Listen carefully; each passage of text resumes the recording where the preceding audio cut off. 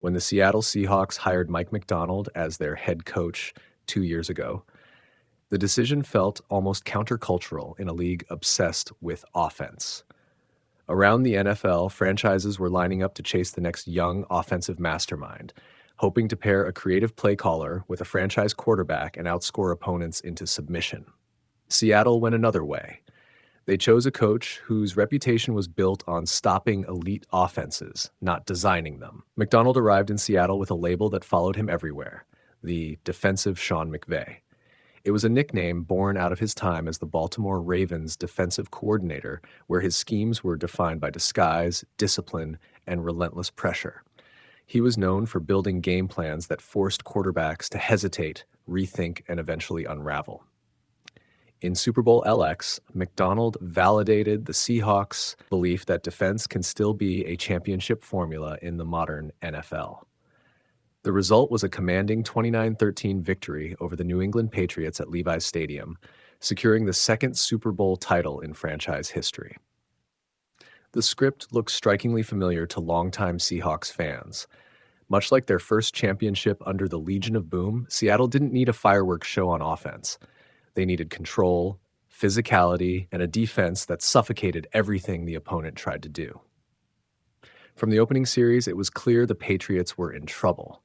New England quarterback Drake Maye never looked comfortable, and the Seahawks defense set the tone immediately.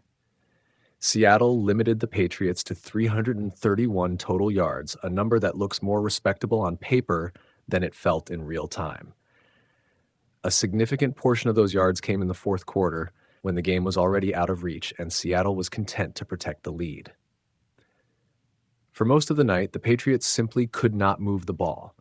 Drives stalled quickly. Third downs felt impossible.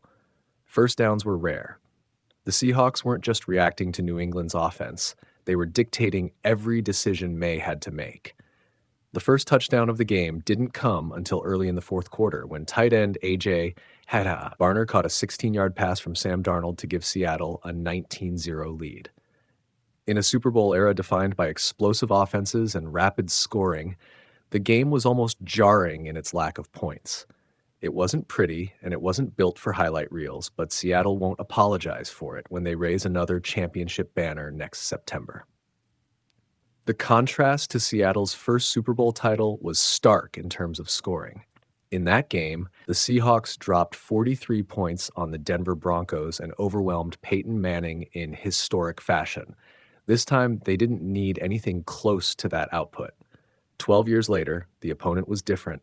The personnel was different, but the philosophy was the same. Control the game, win the line of scrimmage, let the defense set the emotional tone. Seahawks defense is stifling film. When Seattle won its first Super Bowl, the defense was the unquestioned headliner. That unit nearly shut out a Broncos offense that had just set the NFL record with 606 points in the regular season.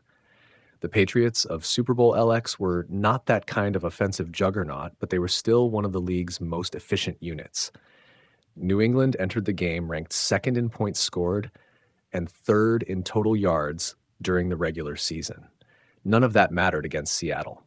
Macdonald unleashed a defensive game plan that kept the Patriots guessing from start to finish. Blitzes came from different levels and angles. Coverage shells shifted after the snap. What looked like man coverage often turned into zone, and vice versa. The Patriots' offensive line couldn't keep up with the movement and variety, and Maye paid the price. He was under pressure throughout the night, taking 3 sacks in the first half alone.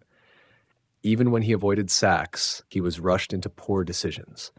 On the rare snaps when he had time to throw, his accuracy wasn't there. Maye had injured his right shoulder in the AFC Championship game, and while it wasn't openly discussed as a major concern, it was impossible to ignore how uncomfortable he looked at times.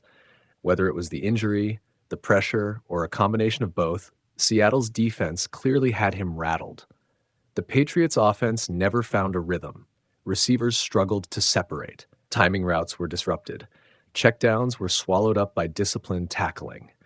Every drive felt like it required perfection just to move the chains, and perfection was never attainable against the constant pressure Seattle applied.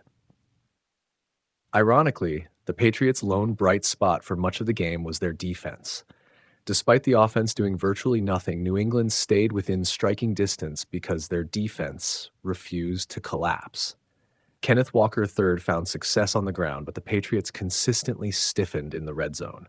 4 long Seahawks drives ended in field goals instead of touchdowns, allowing New England to trail just 9-0 at halftime and 12-0 early in the third quarter. That scoreline suggested a close game. The reality was far different. The Patriots weren't just struggling to score points. They were struggling to function.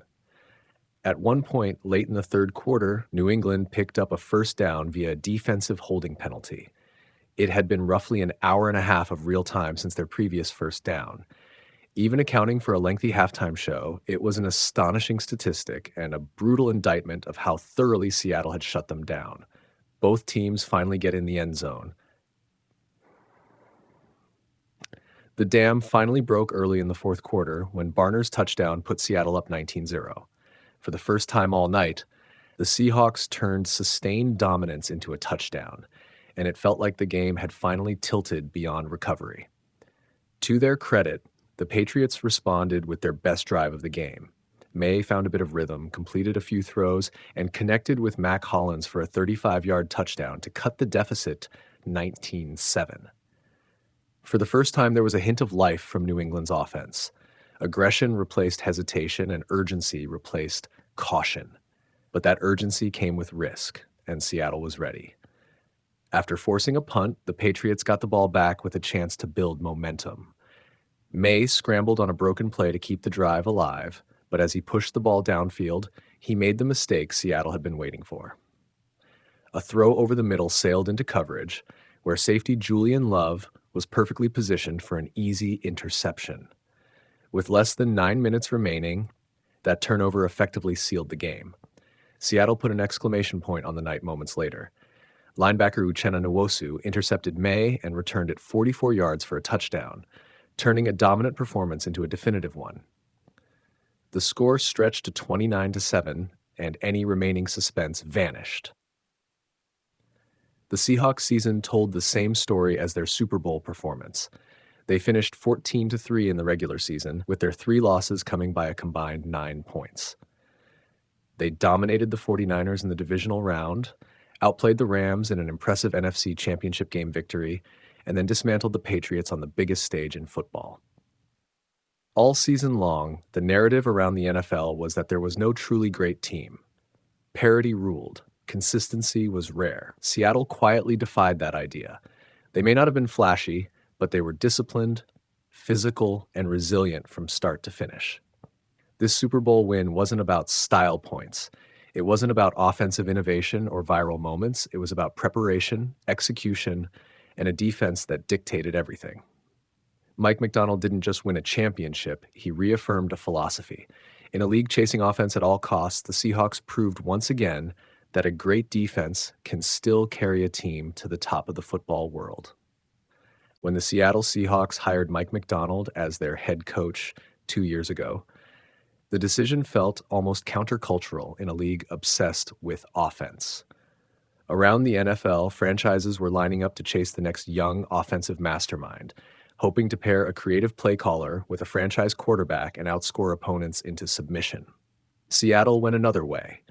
They chose a coach whose reputation was built on stopping elite offenses, not designing them. Macdonald arrived in Seattle with a label that followed him everywhere, the defensive Sean McVay.